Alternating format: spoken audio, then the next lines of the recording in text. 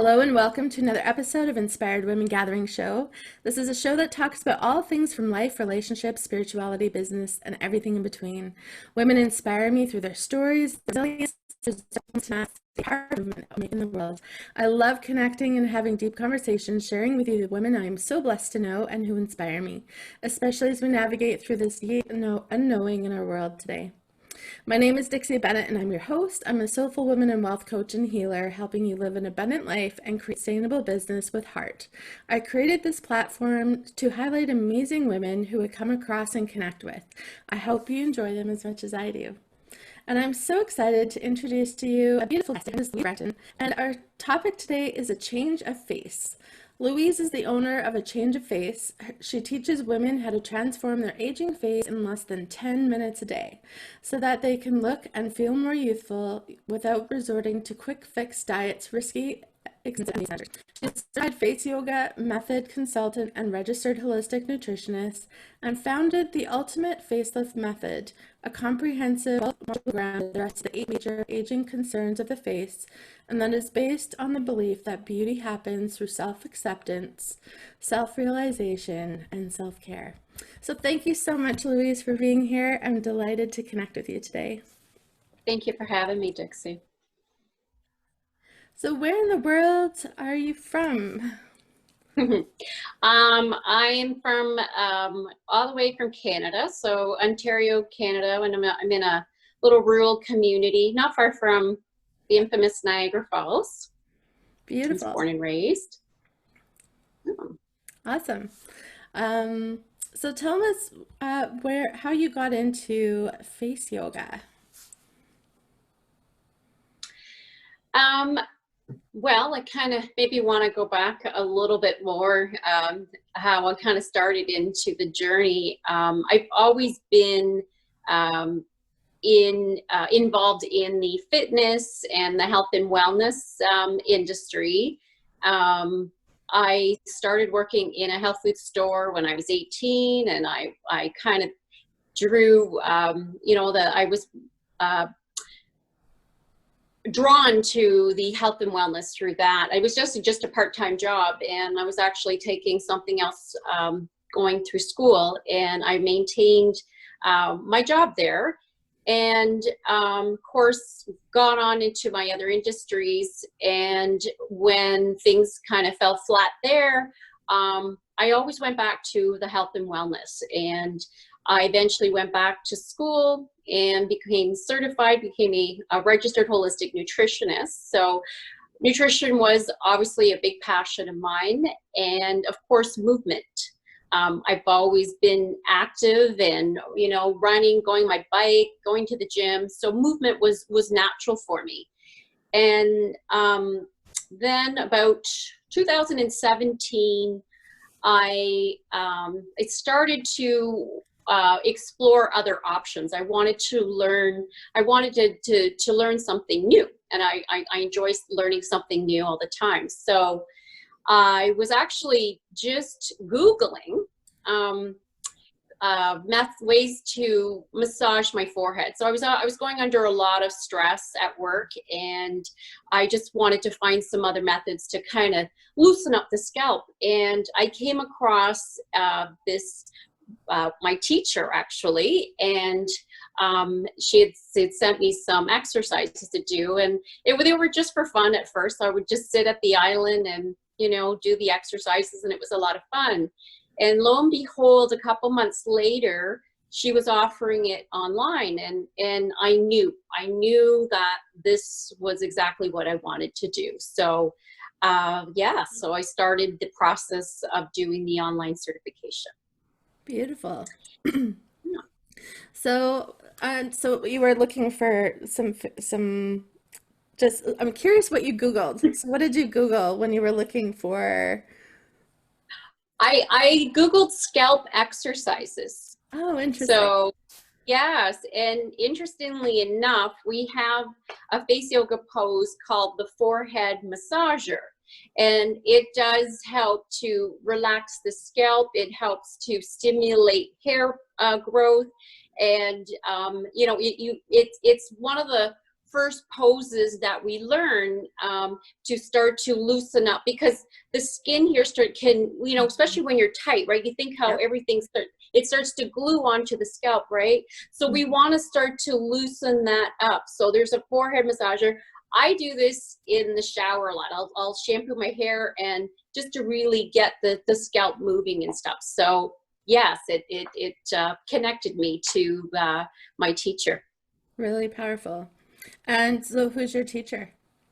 Fumiko Takatsu. So she's with the face yoga method. I'm sure a lot of people have come to know her. I love her dearly. And yes, it was one of my first online certification. I was so, this whole technology, I was so foreign to it. And so, yeah, I took a dive. So not only did I learn face yoga, but I learned computer. I learned the tech work as well. And is she, what nationality or what background does she have? So Fumiko's from Japan, and she had a she was in a car accident, and basically she had also too been practicing yoga for many, many years. And what she started to notice is kind of like that mid-30s, we start to see things start to go south. Mm-hmm. And with her body being with the accident, it caused a lot of misalignment. So her face as well, she was starting to notice asymmetries in her face. And she started to Google as well and started to learn. So she was a self-taught. So she started to make some really big improvements that what her friends and colleagues started to notice. So she was quite popular in Japan doing TV shows and interviews. She wrote books on it. And, you know, with the help of her sister-in-law coaxed her to go online because she did not want to do this for many, many years. So I am so grateful that she did.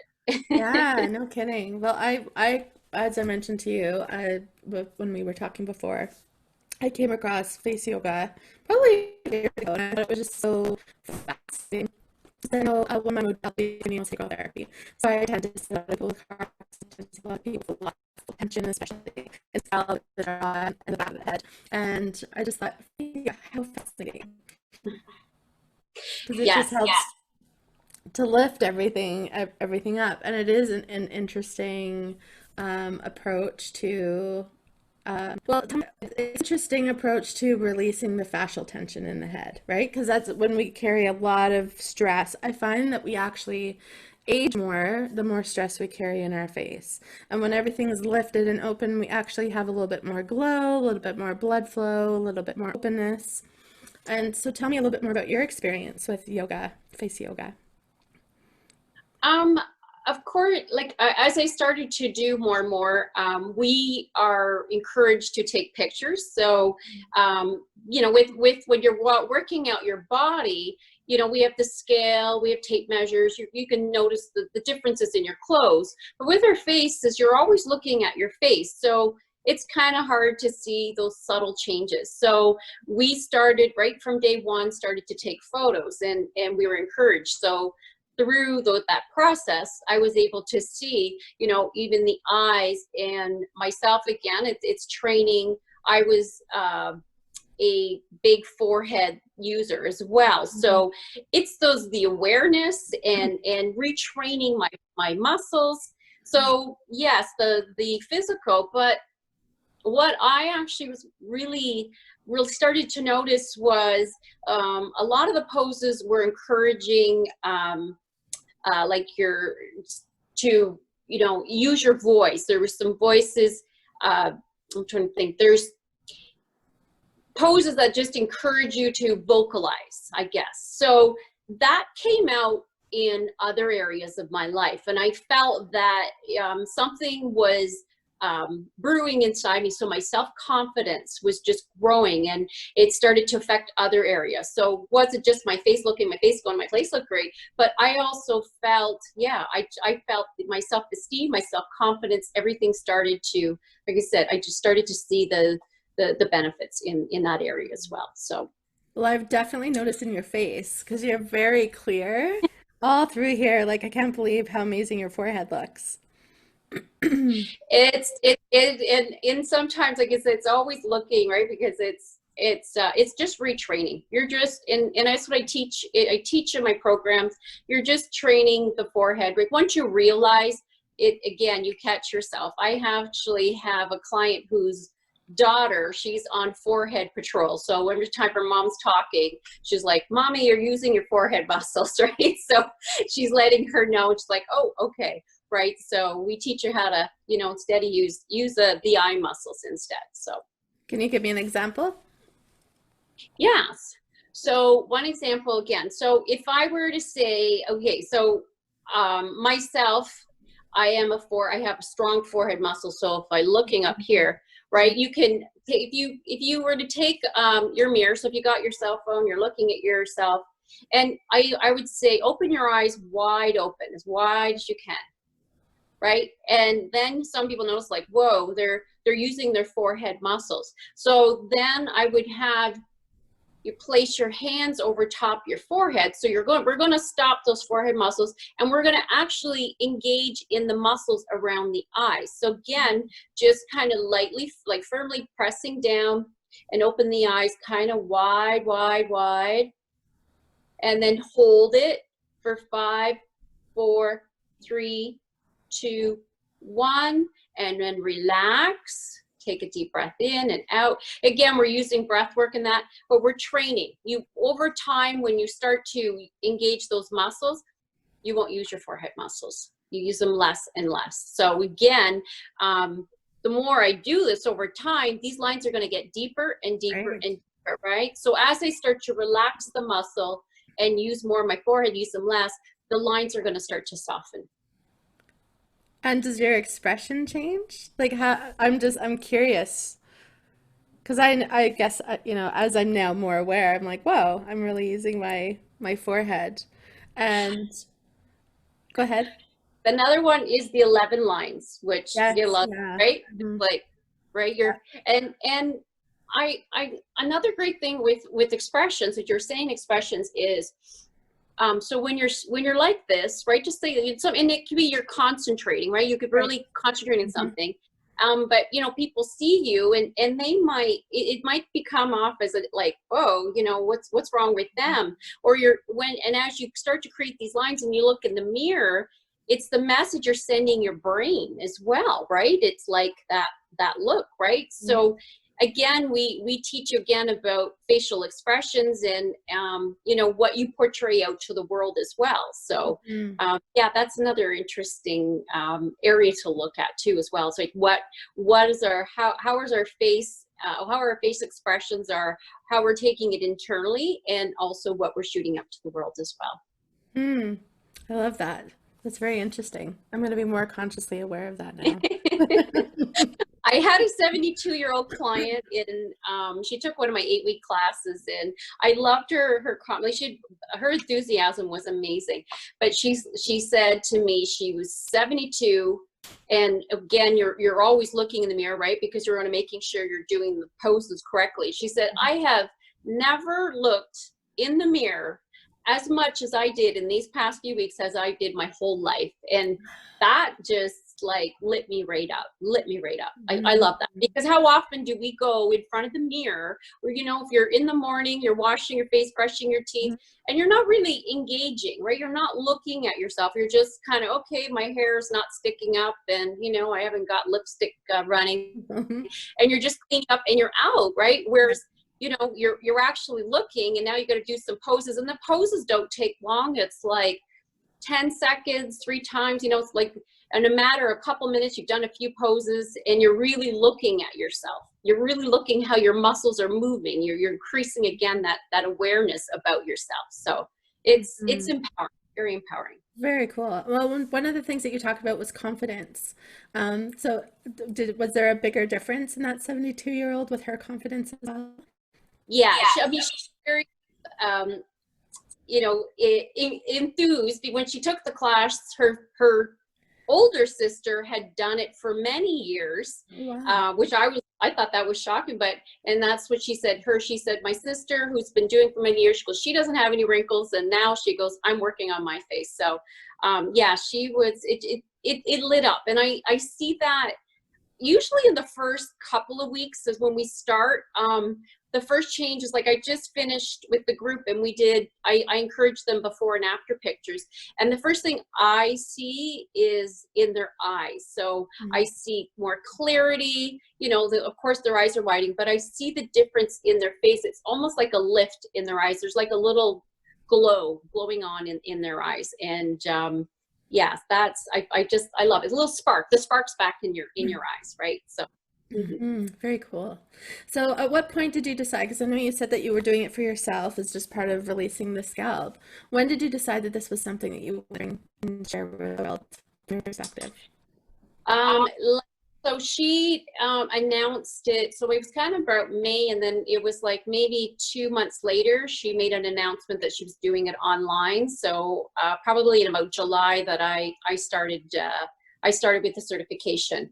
And I really was drawn for, not only again for the physical, but I was drawn for it because anybody could pretty much do this. And I've seen people in bed, like bedridden, and you can move your muscles, right? And I think that's what the appeal to me. There was no, you know, tools, or, you know, you didn't need equipment. You didn't have to dress a certain way. It didn't matter what your age. I've had 20-something-year-olds come because they want to do prevention, right? And so I liked that factor. It was fun as well. And I like fun. I need more fun in my life. At that time, like I said, I was in a very stressful job, and I wanted something fun, but also transformative on so many levels. That was so important for me. Well, I've heard of laughter yoga. I've heard of, regular yoga, now face yoga. So what's the difference in face yoga from regular yoga or even laughter yoga? Because I mean that you use your voice as well. I do practice in laughter yoga. One of my networking groups, we begin and end with laughter yoga. So it's more, they use like a lot of laughter, different laughter and sounds, and you know, it's sending out a lot of energy to each other, like good energy, and bringing that back into yourself. With yoga, again, it's body postures. We do some body postures, but it's you know, a lot to do more with moving your face muscles. So it's moving the face muscle, although we're all connected. And you know, just because you've got a line, like it's like body exercises, and you know, if you want to whittle your waist, you're not going to do crunches every day, right? It's other exercises that also matter. But with the body, again, just think of, you know, if your foot was out of alignment and then you start to compensate it, and now your knee might hurt, and that's affecting your hip and your lower back, and it starts to go up into your shoulder. Now your shoulder is all hinged, and now it's going into your face, right? So that's what I love about the face part. It's like we do exercises again to target the certain face, but I also get in deep into other areas of the body as well, right? Where the deeper issue might be lying. Right. Yes, our body. Our body is a map to our face. Our face is a map to the body, Yes. right? And we have maps all over that are all interconnected. So, what would you say is the biggest change besides confidence and just improvements or changes that were surprising, maybe? The biggest change. So, I think it's just in my clients. I think it's just in seeing the various results that are coming from this. And I started this a few years ago. So, I'd always been a proponent of taking care of myself and taking care of my face and having regular facials and, you know, using, the best of creams. But, yeah, so it wasn't like I was starting kind of when I was 70, right? So, but for me to have women, you know, a lot older and to start to see their shifts, that to me, that's been the greatest gift out of this space yoga. I just love seeing that.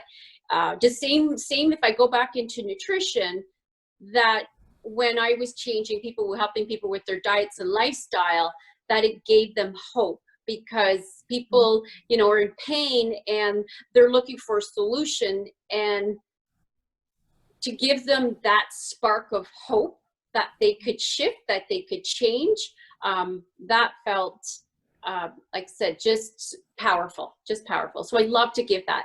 And I'll give you an example too, because I teach in a warm therapy pool, and I've got, I do have some ladies that like to come in and get their exercise and get out, and they don't say nothing. They're in their quiet corner. So I've implemented this, and you know, we'll start to do a couple of poses, and I usually save it for the end, and that's when I see the shift. So you'll have that one lady in the corner who's really quiet, she's not saying nothing, and there's one warm-up pose we call the wow pose, and you know, we're really vocalizing it, and I'm looking at her and I'm encouraging her, and all of a sudden, you know, they break out laughing, and their whole mood is shifted as they're leaving the pool, and that's how they're leaving the pool. And I'm like, okay, I've just added value to their day, and that just makes me feel so great. Like, I'm just so gratitude for that. Yes. Very cool. I love that.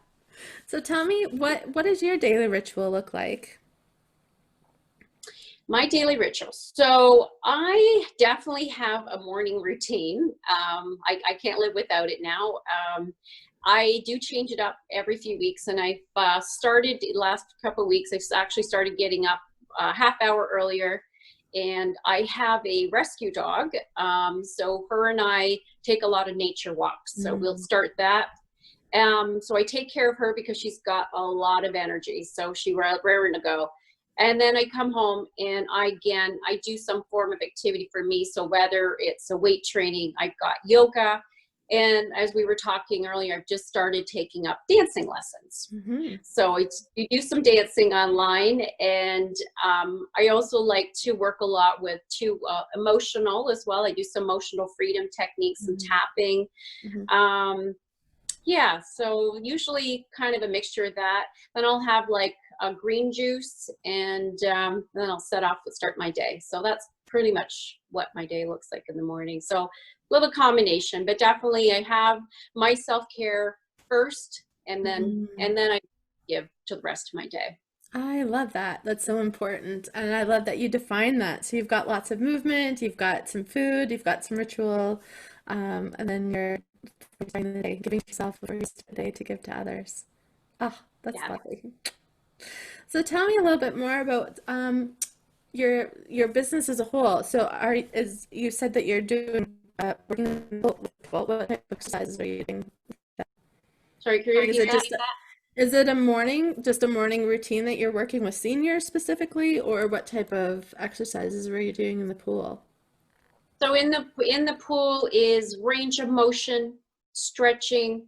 I create for them a little HIIT workout as well. So I'll put together probably 12 different exercises, and we'll go through them together. And then I've recently added face yoga with them. So that I teach in a retirement home with people in the community. And now I'm actually got a whole program put together as well. So it's a 12 module program, and I'm implemented not just face yoga, but my nutrition and other lifestyle habits in there as well. So yeah, it's the whole gamut. So do you mostly work with seniors then? No, I work basically, I'd say 40 plus. So women over 40. And again, that could range. So in the pool, they could range anywhere from 55, and I think my oldest lady's 91 in there. So yeah, anywhere within that age range. But yeah. Well, I love seniors. I think they need lots of love and attention as well. Yeah, they are. I do too. They're always teaching you something new, and just getting them moving, and I love their enthusiasm. And as I said, I get bored easily, so I'm always having to change things up. So actually, I always there's one class that I test things with them, because I tell them, I'm like, you guys, you know, they never complain. They try it, they laugh, and so they're like my test groups. I figured if they can do it, then all the other classes can do it. Yeah. I love that. So tell me, what keeps you motivated? How do you keep your energy up, and how do you keep invigorated?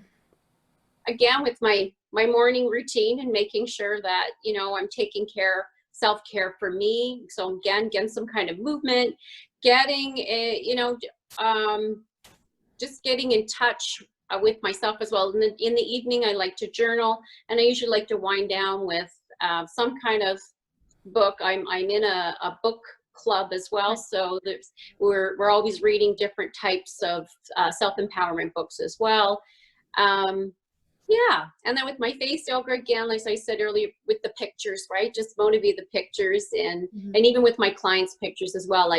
I'll spend some time, and I'll put like a side-by-side frame for them, and I send it, so it kind of gives them, you know, to see their progress as well. So their progress too. I like motivating others, and yeah, I've always loved to kind of give them a little bit. You know, you can do this. Push a little harder. Got this. So, but who motivates you? I have a lot of mentors and coaches as well. There's people that I look up to as well. My coach right now is Lori Kennedy, and she does a lot of different podcasts as well. So definitely in my business life for sure. And through the different books I've read, actually one of my favorite book right now that we just finished was Marie Forleo's Everything is Figure Outable. Right. And that's been a model that I've repeated over and over, right? So, you know, when I say it, it just, yeah, I just kind of feel the shoulders just relaxing and my brain going to work to, you know, find that solution. So, yeah. I agree. I think everything is figure outable if we take a pause and kind of step back and see what our next step is. Absolutely. Absolutely. So tell me a little bit more about, have you ever had an experience? Well, I kind of want to talk about what's happening in the world right now. So we're in this kind of, but obviously you're probably not working in the pool with the seniors. How much has your business shifted over the last couple of months, and what have you done to role that have reignited or reset in a way to move your business forward? For me, thankfully in January, I took the plunge to go 100% online. So I've made that decision. So that I'm very grateful. I felt that back earlier in November, December, that was something I needed to do to connect to more people around the world. So I had already started in January kind of doing the online. As far as teaching in the pool, right now I'm actually, so the pool of course has been canceled. I do stay in touch with them, and I have actually stayed within the senior home. So I'm working there twice a week and helping with the screening process. Right. And being in there, so I have actually been around more of the other tenants. So the seniors are being more around me. So I'm finding, again, I definitely need my morning routine because, you know, they're confused, they're scared, they want company, and they're being encouraged to, you know, stay in their rooms. And they make me laugh though, because they have a big foyer where they'd all come and get together, and they thought they would be smart and took all the furniture away. So we have all this empty space. And yet, if you know, most of them have walkers that act as chairs. So they congregate. So they use their walkers. So oftentimes they'll come and they'll sit beside me and we'll have conversations. And I take that opportunity to ask them you know, things about their past, things of, you know, I love, that's what I said, I love learning. I want to learn about their era, right? And Mhm. how they met their spouses, how, you know, just the difficulties they went through and challenges. Yeah, So for I sure. like to take them to that different place. Yes. Wow. Yes. What would you say is the So biggest? that, Sorry, go ahead. oh, I was just going to say that's been such a surprising um, change. You know, at first was like, yes, I definitely want to stay connected, but um, in the pool, it's like they got a pool inside the retirement home, and I usually just go in, and it was like a different world. Mm. And you know, you've got the world of the participants, and now I'm actually interacting not only with the seniors, but the staff, people I've not seen. So I feel like I've built so much more A connection. bigger community. Like, yes, yes, yes. Hmm. So it definitely forever changed my perception. I've been at that place for almost a decade, and to know people that have been there that long, and I've never crossed paths with them. So Yeah, that's so cool. I love seniors. They have so many amazing stories just about their life. they they do, and I think that no one really wants to listen. And I'm always, I feel like I'm always pulling it out of them, right? I'm like, I Mhm. want to hear, I'm Yeah. interested, right? And as I say, like I got with even my own mom, I got her a memoir, and she doesn't like to write. And I says, but mom, when you're gone, I'm never going to know those stories. Only you can Mhm. share me those stories. It's only, people will tell you things what happened with together, but things, you know, that you felt, I'm never going to know that. You're going to take that with you. So, Love yes. that you did Yeah. that. I did that with my grandmothers, both of my grandmothers. I gave them a journal for Christmas one year, Yeah. and I just wrote a letter and I said, I'd really love to hear some of your stories. And as you think of them, I'd love for you to take a minute and just to write them down. Unfortunately, they didn't. One of my grandmothers, she wrote, just like more of a historic timeline, just high level stuff. But Okay. even still, just the fact that she did that, I really appreciated it. But I used to spend time with my great grandmothers, and I knew two of my great grandmothers on my mother's side, and I used to go visit them in the old folks' home, and I was in my 20s. And I would go and sit with grandma, and we'd go and sit and build puzzles together. And then the other women would come in and they would share. They'd just start talking about their life and their stories in World War II. And some of them were nurses at that time. And I just kept asking them all questions, and they just kept answering and just sharing and sharing and sharing. And I love, one of the things I love hearing about is people's story. So how did people come to be who they are? What guided them on the path? And for them to awaken into that, right? Is just that there's just something more, and you just kind of follow that inner guidance. And we see it generation upon generation upon generation. They don't know why, and they're not necessarily contemplative in the previous generations. They're just moving through it. Whereas we have more questions, and we want to know, how did you feel? What was happening? Yeah, it's the same way. I'm like, then what happened next, right? And Yeah. they're the shark. Some will sit and they love it, but yeah, some are like, it's almost, they have to walk away and then come back, and then Yeah. it's like they're like waiting for you to ask, and it's another question, right? So Yeah. yeah, I love because you can see it again when they start to talk about those stories, their eyes, right? Everything they shift, and Mm. all of a sudden they're like, oh, one lady was sailing with her husband, and they used to go here and here, and all of a sudden, like her face just lit up. It's like she had a facelift, like Yeah. that, Yeah, yes, Mm. I love The that. I think stories, yeah, the stories come through our tissue. yes, yes, yes, yes. I love that. I love Mhm. that. Can you remember a time, even in your career, where you've kind of had to reset, or everything kind of went to the wayside and you had to shift gears automatically, or didn't even know what your next step was going to be? Well, so when I was going to school, I was doing in administrative. So I went to school in administration, and luckily I had two great jobs. But again, I was very bored, and so then I decided to do something completely different from that world, and I got into the auto industry. Mm. And at first couple years, I loved going in. I didn't have to think and go in and leave. And it was a great job. Again, I had a great community with women and learned a lot.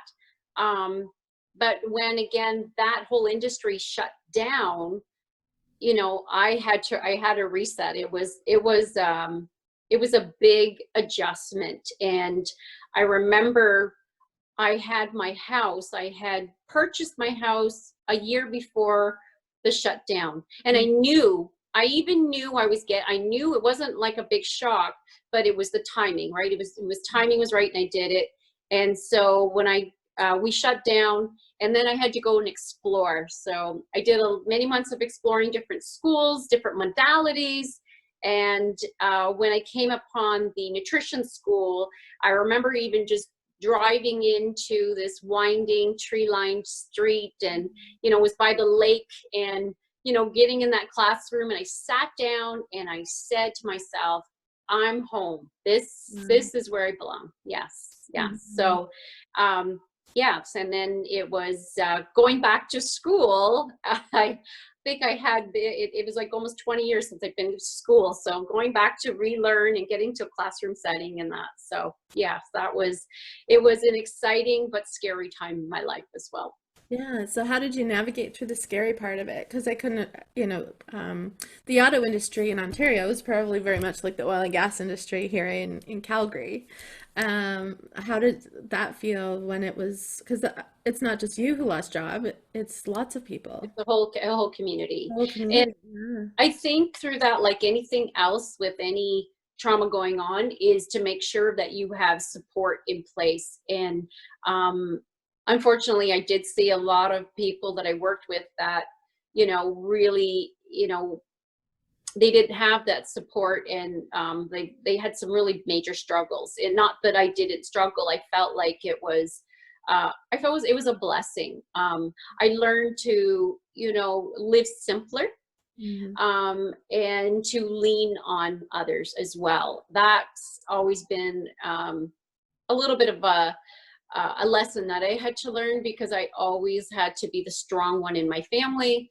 And so to, go to others for support, and to discover that there were people that were more than happy to help. And again, stay in connection with the community I had built at that plant as well, with the people. So I've always, just maintaining that. And just, I think, journaling as well. I did a lot of journaling back then as well, just to explore. I loved journals with questions as well, right?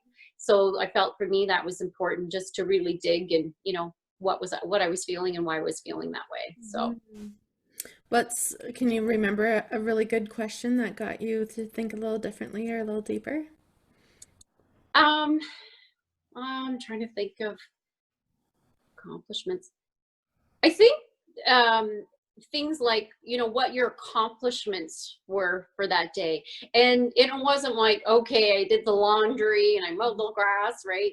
But just accomplishing, again, if I was feeling unsure about something, I was feeling uncertain, was, my accomplishment was I reached out to, a close friend, and we engaged in a really down to earth conversation. And I think for me, like, accomplishments like that was monumental, rather, because I am a to-do list, right? Like, I've got, you do the laundry, do the vacuum, do this, but also accomplishment in shifting my own self, like my own I don't say my personality, but just shifting inwards. Well, more the emotional. So to me, that's more the emotional, mental and emotional connection.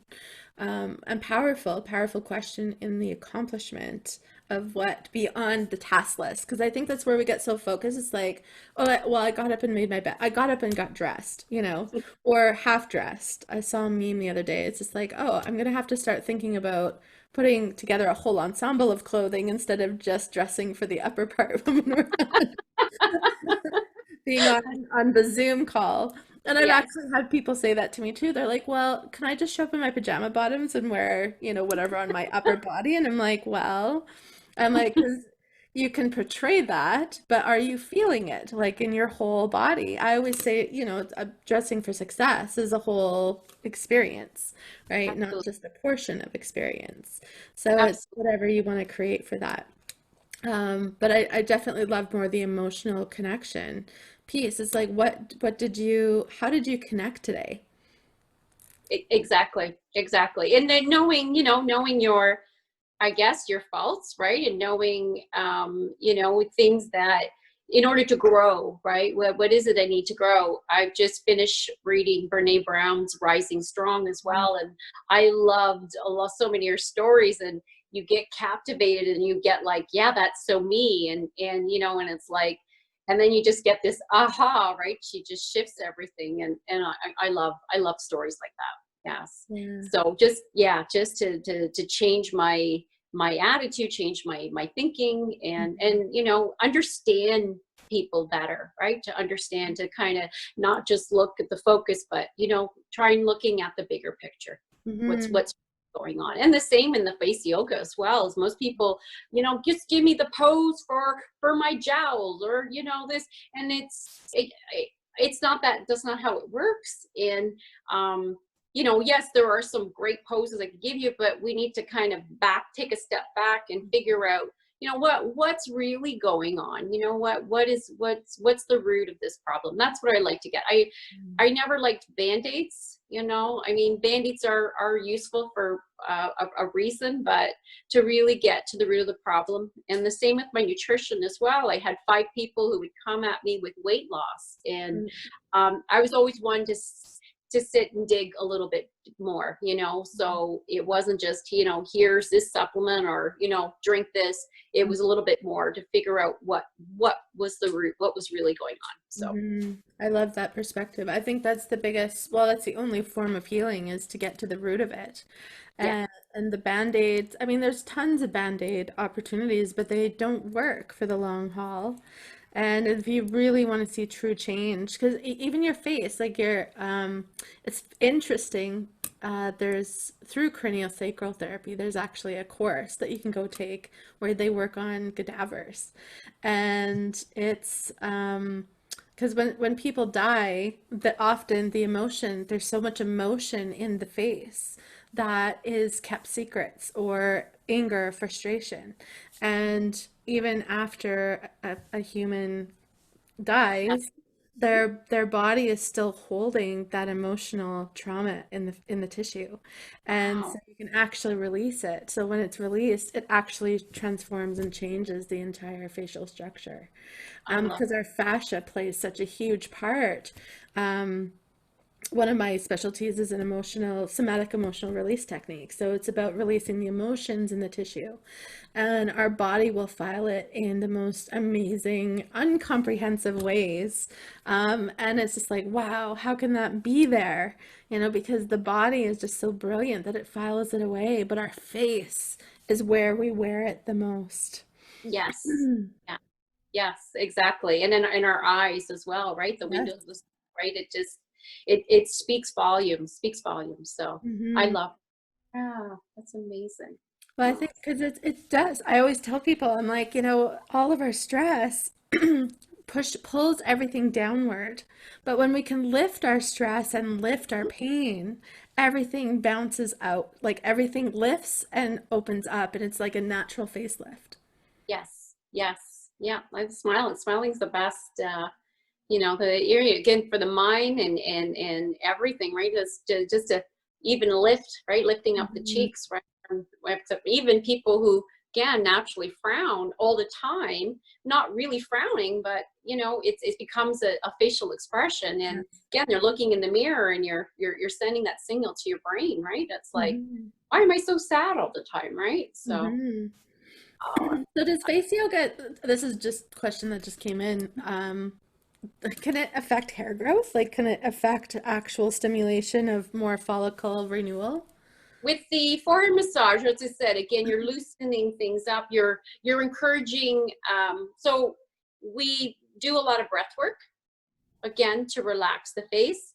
and we're bringing in more oxygen to the tissues. And with more oxygen, we're bringing nutrients, which hopefully we're eating. Again, that's what I use the nutrition aspect of eating the food. So you're bringing the nutrients to the face and scalp, right? So with the forehead massager, that's I said, it stimulates hair growth. I like to use essential oils with it as well. Anything to kind of help. And again, the essential oils with their scent as well. Again, having that, what's the word with the limbic, yeah, is it limbic system? Like it's affecting everything. Olfactory and yeah. Yes, the olfactory. So, you know, all that. So, again, hair growth is another whole, it isn't a do this exercise and this is going to grow your hair. It's definitely part of a whole process as well. So this can definitely start to get you aware of your stress and stress. Again, you're constricting, you're blocking flow to that area. So if you start to open things up and start to become aware and start to say to yourself, Dixie, relax your scalp. If I say Dixie, relax, what comes to mind? Now your head, your scalp's just coming out. Relax your face, relax your forehead. I feel it go up like that. Yeah. I definitely have some scalp tension. But just even reminding yourself those cues, right? And I always kind of start my coaching calls by just, again, getting us centered and grounded, right? Just getting us in that state of that frame of mind. That's really powerful. So do you have any other advice or anything else that you'd like to share with our listeners today? Well, if you haven't tried face yoga, honestly, I think we all have muscles in our face. If you're especially somebody who exercises your body, why not your face, right? Why not? You know, there are definitely a lot of mainstream options out there, but another reason with face yoga that I love is it puts you back in the driver's seat. It allows you to take control of your results. So that's one of my favorite parts as well. The same when we're exercising, right? And you start to see shifts. It you know, creates endorphins. The same with your face, exercising your face, and it just gives you that motivation when you start to see those changes. So yes, I would say, you know, find someone who, you know, does face yoga and try it out. Honestly, it will shift it'll just shift everything inside and mentally, physically, emotionally. I love that. Well, I'm adding that to my list of things to experience for sure. Thank you so much for your time today, Louise. It's been a pleasure. Especially learning more about face yoga. Thank you very much, Dixie. This was amazing. This was fun. Thank you. Thank you so much for being with us today. And I'll be sharing a link in the show notes that you can connect with Louise. And to our viewers, thanks for watching, and I hope you found some value. And I'd love to invite you to continue the conversation, post in the comments below. You can also join my Facebook group, Inspired Women Gathering, and come and continue and connect with amazing like-minded people. And until next time, I hope that we can continue to bring hope, light, and love to the world. Abundant love to you all. Thank you. Take care.